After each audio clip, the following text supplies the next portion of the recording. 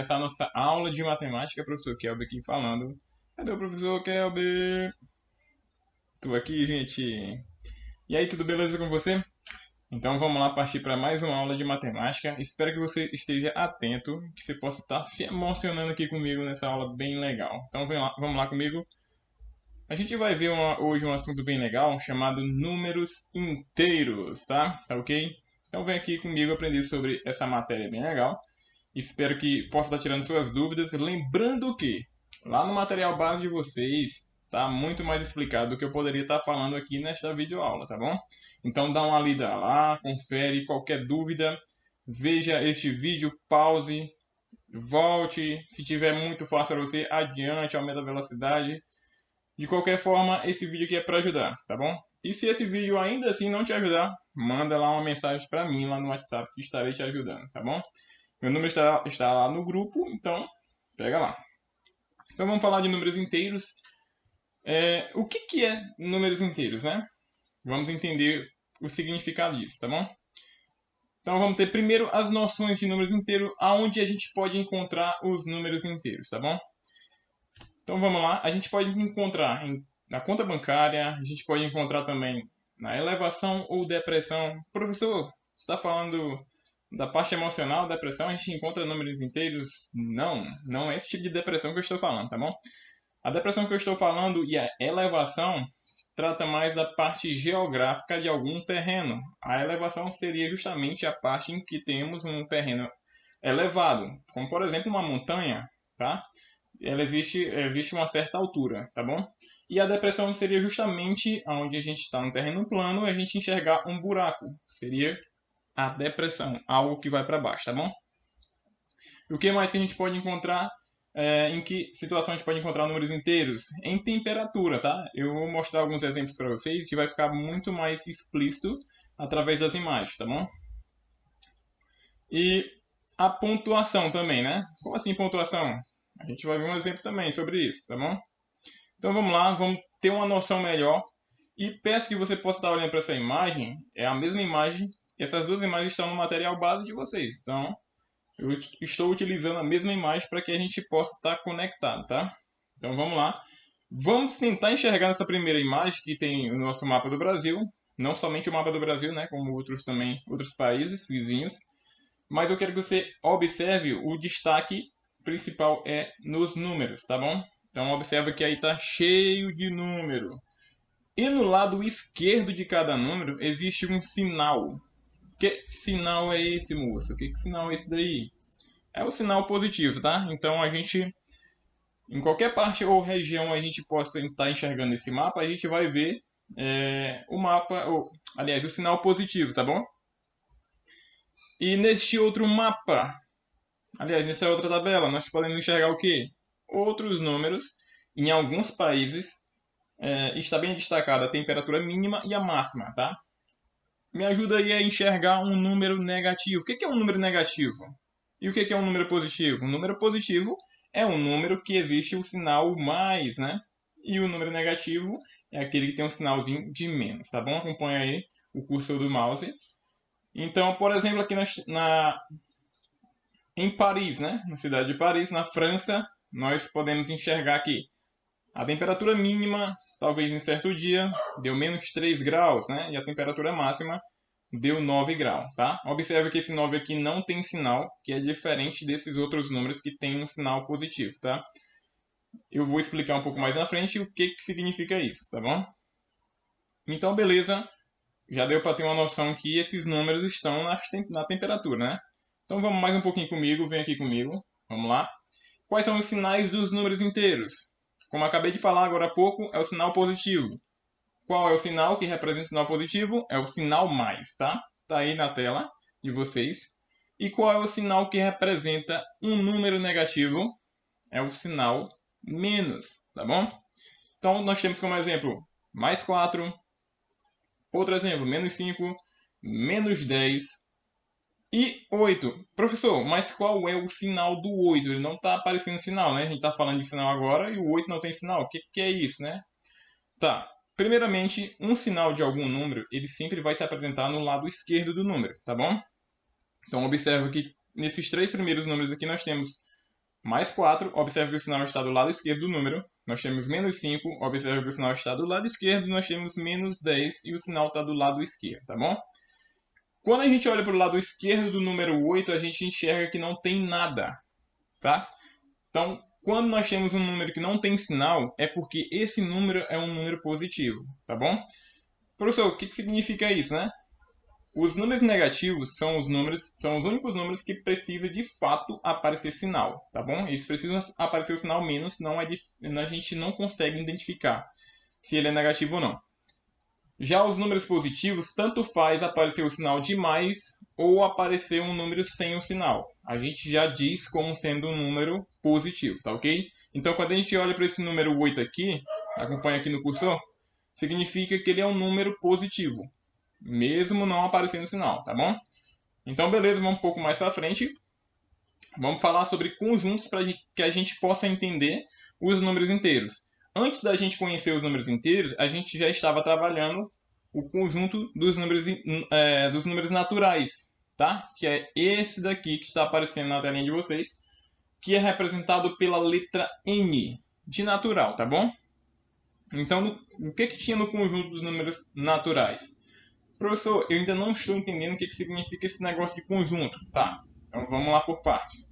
Conjunto significa a união, tá? Um agrupamento, no caso da matemática, de números. Um agrupamento de números específico, tá bom? Então a gente conhece no conjunto dos números naturais um agrupamento de número que a gente já vinha trabalhando, como está aqui no exemplo na imagem, como 0, o 1, o 2, o 3, o 4, o 5, o 6, o 7, o 8, o 9, o 10 e até o infinito, tá bom? Então, pessoal, o conjunto dos números naturais tem todos esses números. Inicia do 0 e vai até o infinito, tá? Então, tranquilo. Então, a gente já entendeu o conjunto dos números naturais, o agrupamento de números dos números naturais, né? Então, vejamos agora o conjunto dos números inteiros. Ah, professor, não deveria ser aqui a letra I? Não. Isso já é uma parte mais histórica de que quem encontrou os números inteiros, a inicial esse Z, se eu não me engano, é a inicial da pessoa, do nome da pessoa que encontrou, que fez a relação dos números inteiros, tá bom? Então é por isso que não é a letra I, tá? Até mesmo porque essa pessoa que encontrou, ela não é brasileira, tá? A língua dela não é o português, tá bom? Então, beleza. Então tá aqui. Esse Z aqui representa o conjunto dos números inteiros, tá bom? Observa aqui uma coisa bem interessante, tá? Nós temos o 0, o 1, o 2, o 3 e segue. É a mesma coisa que aparece no conjunto dos números naturais, professor. Que legal, né? O que significa isso? Significa que o conjunto dos números naturais está incluído, ou seja, está dentro do conjunto dos números inteiros, tá? E qual é a diferença dos números inteiros para os números naturais? Porque os números inteiros, nós temos números negativos, como você pode estar enxergando aqui no lado esquerdo, tá bom? No lado esquerdo desse conjunto vai ser apresentado números negativos, tá? No lado direito nós temos somente números positivos e no lado esquerdo nós temos números negativos. Vai até o infinito de números negativos e também vai até o infinito de números positivos, tá bom? Então, beleza. O que significa esse negocinho aqui embaixo? Significa que o conjunto dos números naturais, que é esses aqui, está contido dentro do conjunto dos números inteiros, que eu acabei de explicar. Os números naturais estão dentro do conjunto dos números inteiros, tá bom? Então, todos os números naturais também podem ser considerados número inteiro, tá? Se eu falasse o contrário, já não seria possível dizer, tá? Como assim, professor? Todos os números inteiros estão contidos dentro do conjunto dos números naturais. Isso seria falso eu dizer uma coisa dessa, porque os números negativos não estão dentro do conjunto dos números naturais, tá bom? Então, beleza, acredito que você tenha compreendido aí um pouco e vamos passar um pouco mais para frente, tá? Tá, vamos fazer agora a relação das nossas vidas, tá? Com os números inteiros. Números inteiros em nossas vidas. Aonde é que a gente pode encontrar os números inteiros em nossas vidas? É muito simples, tá? Quando a gente fala em temperatura, é uma das coisas que a gente pode mais enxergar os números inteiros. E lembra que os números inteiros têm números positivos e também têm números negativos, tá? Olha aqui comigo. Essa primeira imagem representa um boneco está sentindo frio, tá bom? E onde é que eu posso enxergar nesse termômetro os números inteiros? É só observar que os números estão seguindo na vertical, tá bom? Olha só, o que delimita aqui o início desses números? Para cada caso, no caso, os números positivos, quem vai delimitar o segmento, a progressão na direção para cima, vai ser o zero. O zero aqui é o início das coisas, tá bom? O zero está iniciando as coisas aqui. Observe que o zero está iniciando e progredindo esses números positivos, tá? Lembra que o número não está aparecendo sinal, mas é positivo, tá bom? E para baixo, observa que é somente números negativos. Se a gente fosse fazer uma observação nesse desenho, a gente iria observar que nesse desenho nós teríamos uma temperatura abaixo de 0 grau, tá? Aqui, ó, observa no termômetro que essa temperatura estaria abaixo de 0 grau, em que a gente falando na parte física, a gente sabe que uma temperatura que é bastante fria seria abaixo de 0 grau, que é uma temperatura em que congela a água, tá?